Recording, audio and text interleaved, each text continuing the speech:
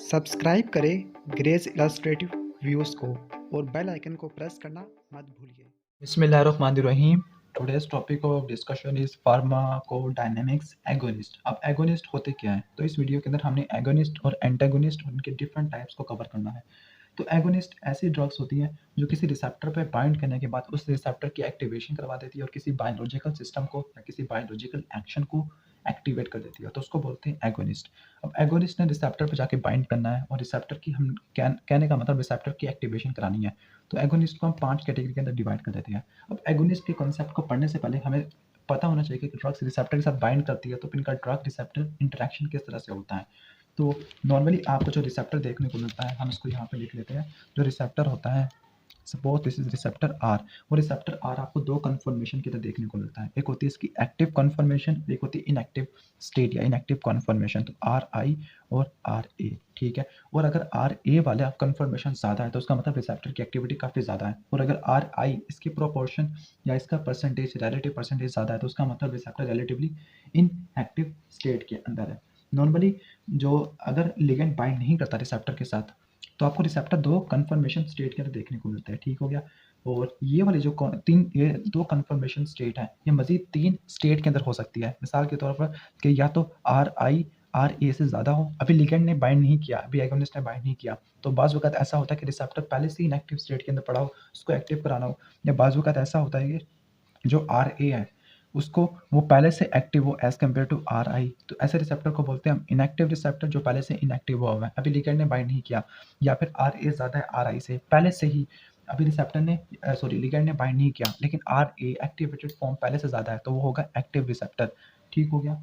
और इस को बोलते हैं हम कॉन्स्टिट्यूटिव एक्टिविटी। कॉन्स्टिट्यूटिव एक्टिविटी का मतलब लिगेंड ने भी बाइंड नहीं किया, एगोनिस्ट या एंटागोनिस्ट ने कोई बाइंड नहीं किया, लेकिन फिर भी रिसेप्टर की एक्टिविटी पहले से बहुत ज़्यादा है बगैर किसी लिगेंड के, तो उसको बोलते हैं कॉन्स्टिट्यूटिव एक्टिविटी या कंटिन्यूस एक्टिविटी। और या तो ये हो सकता है कि जो आर ए है और जो आर आई है ये रिवर्सिबल इक्विलिब्रियम की फॉर्म के अंदर मौजूद हो, तो हमें जो रिसेप्टर होता है वो इस कन्फर्मेशन के अंदर देखने को मिलता है, और इसकी 2 कन्फर्मेशन 3 स्टेट के अंदर देखने को मिलती है। आर आई अगर आर ए से ज़्यादा हो तो उसको बोलते हैं इनएक्टिवेटेड रिसेप्टर, और अगर आर ए ज़्यादा हो आर आई से तो उसको बोलते हैं एक्टिव रिसेप्टर, और इस टाइप की एक्टिविटी को बोलते हैं कॉन्स्टिट्यूटिव एक्टिवेशन। और लास्ट में ये हो सकता है कि आर ए और आर आई दोनों आपस में इक्विलिब्रियम में पड़े हुए हो, ठीक हो गया। तो कहीं कोई हमें कोई नेट इफेक्ट नहीं देखने को मिल रहा है, ठीक हो गया। तो यहाँ पर हम देख सकते हैं कि जो आर आई और आर ए ये भी इक्विलिब्रियम के अंदर पड़े हुए हैं।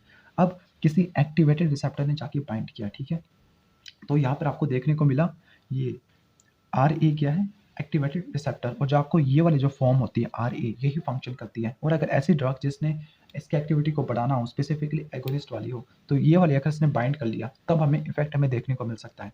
एक तो हमने कहा था कि नॉर्मल रेस्टिंग स्टेट में रिसेप्टर पहले से एक्टिव हो सकता है, तो वो तो होती कॉन्स्टिट्यूटिव एक्टिवेशन, लेकिन अगर एगोनिस्ट बाइंड करे तब भी आपको एक्टिवेशन देखने को मिलती है। और दूसरी फॉर्म थी आर आई अकेले पड़ी हुई हो या किसी ड्रग ने जाके बाइंड किया हो, लेकिन जो आर आई है ये इनएक्टिव फॉर्म है। इनएक्टिव फॉर्म का मतलब यहाँ पर जो रिसेप्टर कोई अपना फंक्शन नहीं कर सकता। तो आपको ये रिसेप्टर का बेसिक ओवरव्यू आपको दे दिया। अब होगा क्या, तो नॉर्मली आपको यहाँ पे कॉन्स्टिट्यूटिव एक्टिविटी देखने को मिलती है। इसका मतलब ये होगा कि इस बार का मतलब ये है कि जो आर ए है इसका मतलब ज़्यादा है, इसकी एक्टिविटी ज़्यादा है as compare to R I, बगैर किसी लिगेंड के। अभी लिगेंड ने बाइंड नहीं किया लेकिन फिर भी आर ए की एक्टिविटी ज़्यादा है, तो उसको बोलते हैं कॉन्स्टिट्यूटिव एक्टिवेशन, ठीक हो गया, यानी activity in the absence of ligand. अब हम पढ़ने वाले हैं एगोनिस्ट के टाइप्स को, ठीक हो गया। जो पहली एगोनिस्ट की टाइप है उसको बोलते हैं फुल एगोनिस्ट, ठीक हो गया। अब फुल एगोनिस्ट का मतलब क्या होता है? अब फुल एगोनिस्ट का मतलब ये होता है कि अगर किसी ड्रग ने रिसेप्टर के साथ बाइंड किया और हमें मैक्सिमल बायोलॉजिकल रिस्पॉन्स देखने को मिला, और इसका मैक्सिमल बायोलॉजिकल रिस्पॉन्स उतना ही था जितना किसी एंडोजीनियस लिगेंड ने बाइंड किया, तो उसको बोलते हैं फुल एगोनिस्ट। जैसे मिसाल के तौर पर हम ये कह सकते हैं कि जो आइसोप्रोटीनोल होती है उसने बाइंड करना होता है बीटा रिसेप्टर पर, तो उसका बिल्कुल मैक्सिमल इफेक्ट देखने को मिलता है एज कम्पेयर टू नोरएपिनेफ्रिन और एपिनेफ्रिन, यानी बिल्कुल वैसे ही इफेक्ट जितना एंडोजीनस लिगेंड का हमें देखने को मिलता था। तो जो फुल एगोनिस्ट होते हैं, फुल एगोनिस्ट ने करना क्या है, इन्होंने पूरा मैक्सिमम बायोलॉजिकल इफेक्ट देना है। मैक्सिमम बायोलॉजिकल इफेक्ट देने का मतलब यहाँ पर आपको जो ई मैक्स होती है वो मैक्सिमम देखने को मिलती है। ई मैक्स का मतलब होता है कि आप कह सकते हो जिस तरह एंजाइम की तरह आप पढ़ते थे वी मैक्स, तो यहाँ पर आपको ई मैक्स काफ़ी ज़्यादा फुल देखने को मिलती है। ई मैक्स क्या होती है, एफिकेसी या इफेक्टिवनेस, और ई मैक्स का मतलब होता है the maximum effect which is given by tolerable range of drug, तो उसको बोलते हैं ई मैक्स। तो आपको जो ई मैक्स या मैक्सिमम आपको एफिकेसी देखने को मिलती है किसके अंदर, फुल एगोनिस्ट के अंदर यानी मैक्सिमम बायोलॉजिकल रिस्पॉन्स देखने को मिलता है। और अगर हाई कंसंट्रेशन बढ़ा दे तो ये सारे के सारे रिसेप्टर को भी ऑक्यूपाई कर सकती है। ठीक हो गया। कंसंट्रेशन कम करे तो फिर कम रिसेप्टर को ऑक्यूपाई करेगी, और अगर ज़्यादा करे तो फिर ज़्यादा को ऑक्यूपाई कर लेगी। इसकी एग्जांपल है फिनाइल जो फिनाइल होती है ये फुल एगोनिस्ट होती है अल्फा 1 रिसेप्टर पर। जो यानी क्यों फुल एगोनिस्ट, क्योंकि इसका बिल्कुल वही सेम ई मैक्स होता है, सेम वही बायोलॉजिकल एक्टिविटी होती है जो किसने काज करनी होती है, नोरएपिनेफ्रिन ने काज करनी होती है। और नोरएपिनेफ्रिन आपको पता है एंडोजीनस लिगेंड। तो जो अगर हम फिनाइल दे या नोरएपिनेफ्रिन हमारी बॉडी के अंदर, तो हमें सेम बायोलॉजिकल इफेक्ट देखने को मिलेगा, सेम ब्लड प्रेशर राइज देखने को मिलेगा as compare to endogenous ligand. तो जो ये वाले फुल एगोनिस्ट होते हैं, फुल एगोनिस्ट करते क्या है, फुल एगोनिस्ट पूरे की तरह रिसेप्टर पर जाके बाइंड करते हैं और बिल्कुल वही रिसेप्टर की एक्टिवेशन करते हैं जो हमारी बॉडी के अंदर कोई ना कोई एंडोजीनस लिगेंड कर रहा था, और ये ई मैक्स को फुल बढ़ा देते हैं। ठीक हो गया। तो ये तो हो जाएगा फुल एगोनिस्ट। और फुल एगोनिस्ट के अंदर आप ये देख सकते हो कि जो रिसेप्टर की कौन सी कन्फर्मेशन फेवरेबल होगी, आर ए। और डी ए का क्या मतलब हुआ, फुल एगोनिस्ट या ए से एगोनिस्ट बात कर रहा है। तो जब फुल एगोनिस्ट बाइंड करेगा तो फिर कौन सी कन्फर्मेशन ज़्यादा होगी, आर ए। ठीक है। तो यहाँ पर हम देख सकते हैं कि जो आर ए होती है वो वाली कन्फर्मेशन फेवरेबल होती है, और इसके अंदर आपको ई मैक्स मैक्सिमम देखने को मिलती है। और अगर हम कंसंट्रेशन फुल बढ़ा दें तो तमाम रिसेप्टर की सैचुरेशन भी देखने को मिल सकती है। तो फिर अगर हाई कंसंट्रेशन बढ़ा दे तो हमें फुल सैचुरेशन देखने को मिल सकती है। इसके बाद है partial agonist. Partial agonist white is called partial, क्योंकि यहाँ पर आपको जो इफेक्ट देखने को मिलेगा ई मैक्स के ऊपर वो पार्शियल देखने को मिलेगा। मतलब ये वाले जो ड्रग्स होगी उन्होंने रिसेप्टर पे जाके बाइंड करना होगा, रिसेप्टर की एक्टिवेशन करवानी होगी, लेकिन वो फुल एगोनिस्ट के हिसाब से ज़्यादा फंक्शन नहीं करा सकती। मतलब जो ई मैक्स होती है पार्शियल एगोनिस्ट की, वो आप फुल एगोनिस्ट से कम कह सकते हो। ठीक हो गया। तो वो कभी भी उतनी ही ई मैक्स अचीव नहीं कर सकती जितना फुल एगोनिस्ट होती है। मतलब वो कुछ ही एक्टिवेट करा सकती है, ज़्यादा वो एक्टिवेट नहीं करवा सकती। तो ये पार्शियल एगोनिस्ट होते हैं। तो जो पार्शियल एगोनिस्ट होते हैं वो अगर की कंसंट्रेशन बढ़ा दे तो फुल सैचुरेशन रिसेप्टर की नहीं हो पाती। तो अगर कंसंट्रेशन बढ़ा दे तो फुल सैचुरेशन नहीं हो पाती। ये भी आर ए स्टेट को फेवर करती है, लेकिन यहाँ पर जो ई मैक्स होती है ये ज़्यादा तो होती है, लेकिन ई मैक्स जो फुल वाले के अंदर होती थी उससे थोड़ी सी क्या होती है, कम होती है। इसकी एग्जाम्पल जैसे फुल वाले के अंदर एग्जाम्पल मैंने आपको दी फिनाइल एफ्रीन की। तो फिनाइल एफ्रीन ने अल्फा 1 रिसेप्टर पर जाके बाइंड करना है, और यहाँ पे जो एग्जाम्पल होगी वो होगी एरिप्रोजोल एरीपिप्राजोल। और ये वो ड्रग होती है जो एंटी साइकोटिक होती है, जिसने पार्शियल एगोनिस्ट के तौर पे काम करना है डोपामीन रिसेप्टर पर। ठीक हो गया, डोपामीन रिसेप्टर पर। अब यहाँ पे एक बात बता देता हूँ, अगर पार्शियल एगोनिस्ट और फुल एगोनिस्ट दोनों एट अ टाइम मौजूद हो तो फिर होगा क्या, जो पार्शियल एगोनिस्ट होते हैं और फुल एगोनिस्ट के लिए इनहिबिटर का काम करते हैं। कैसे कि जो पार्शियल एगोनिस्ट आपने दिया हुआ है उसके साथ आपने फुल एगोनिस्ट भी दे दिया है, तो जो पार्शियल एगोनिस्ट ने कुछ रिसेप्टर को तो ऑक्यूपाई कर लिया होगा। जैसे आप कह सकते हो कि इसने ये वाला आपको देखने को मिलेगा R A plus D P A, D drug, P से पी इज पार्शियल एगोनिस्ट और ए। तो ये वाले जो होगा ये वाला थोड़ा सा ज़्यादा हो जाएगा। मतलब जो पार्शियल एगोनिस्ट ने काफ़ी सारी ड्रग्स को ऑक्यूपाई किया हुआ होगा, और जो काफ़ी सारे रिसेप्टर्स को ऑक्यूपाई किया होगा। तो यहाँ पर ऑक्यूपाइड रिसेप्टर ज़्यादा होंगे, लेकिन जो अनऑक्यूपाइड रिसेप्टर वो ना होने के बराबर या बहुत ज़्यादा कम होंगे। जब अनऑक्यूपाइड रिसेप्टर कम होगी तो अगर आप फुल एगोनिस्ट भी दोगे तो आपको बिल्कुल वही एक्शन ही देखने को मिलेगा जो नॉर्मल देखने को मिलता था। तो मतलब अगर पार्शियल एगोनिस्ट और फुल एगोनिस्ट एक साथ पड़े हुए हैं तो जो पार्शियल एगोनिस्ट होते हैं और फुल एगोनिस्ट के लिए इनहिबिटर का काम करते हैं। ठीक हो गया। इसकी एग्जांपल है एपिपेराजोल। तो एपिपेराजोल होती है ये असल में पार्शियल एगोनिस्ट के तौर पे काम आती है। और अगर ओवर एक्टिव डोपामिनर्जिक पाथवे होते हैं, ओवर एक्टिवेशन होगी, उनकी इनहिबिशन प्रोवाइड कर दी इसी तरह से कि फुल एगोनिस्ट के लिए ये इनहिबिटर का काम करती है पार्शियल एगोनिस्ट। ठीक हो गया। तो ये इस तरह से काम करती होती है। तो ये पार्शियल एगोनिस्ट फुल एगोनिस्ट के लिए इनहिबिटर वाला काम करती है। इसके बाद है न्यूट्रल।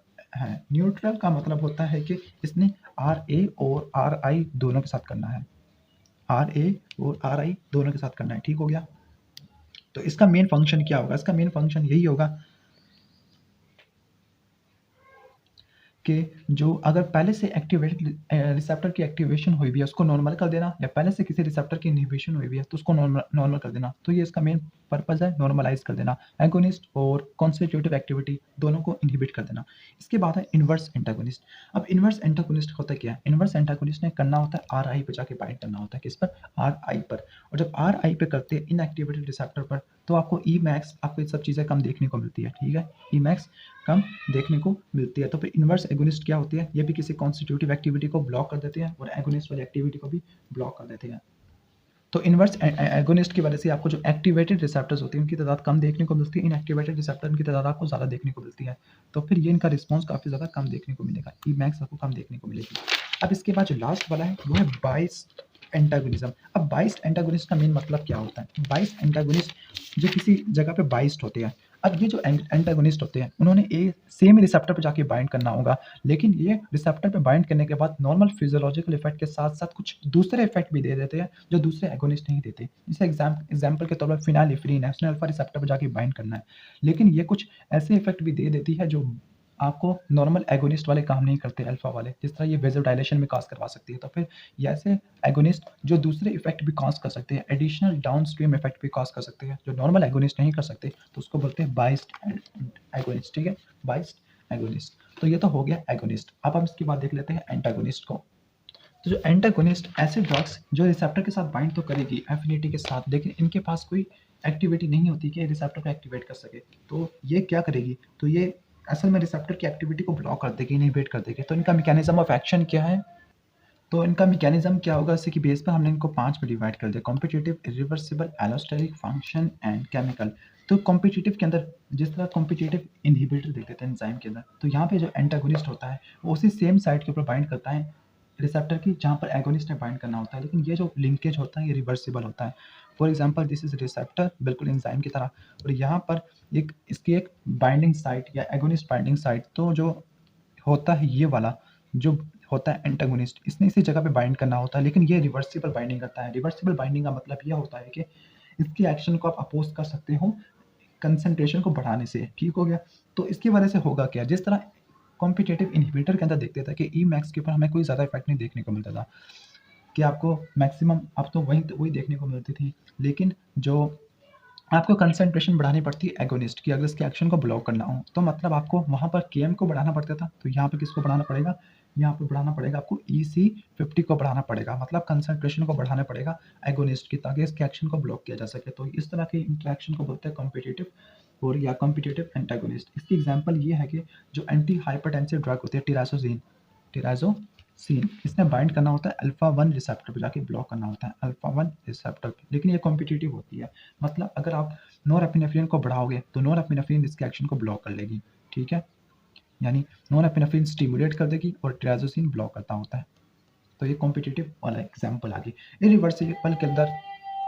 इरिवर्सिबल के ऊपर यही इसी सेम साइट के ऊपर बाइंड करेगा एगोनिस्ट, लेकिन यहाँ एंटागोनिस्ट, लेकिन यहाँ पर आपको कोवलेंट बॉन्ड देखने को मिलेगा, कोवलेंट बॉन्ड। अब वो कोवलेंट बॉन्ड क्या करेगा, वो मैक्सिमम ई मैक्स को तो कम कर देगा, यानी ई मैक्स को या मैक्सिमम वेलोसिटी खत्म हो जाएगी। ठीक हो गया, तो कम हो जाएगी, लेकिन वो एफिनिटी को अफेक्ट नहीं करेगा, मतलब जो EC50 होती है वो नॉर्मल रहेगी। ये बिल्कुल वैसे ही है जैसे हम एंजाइम के अंदर पढ़ते थे। ठीक हो गया, तो EC50 हमें नॉर्मल देखने को मिलेगी।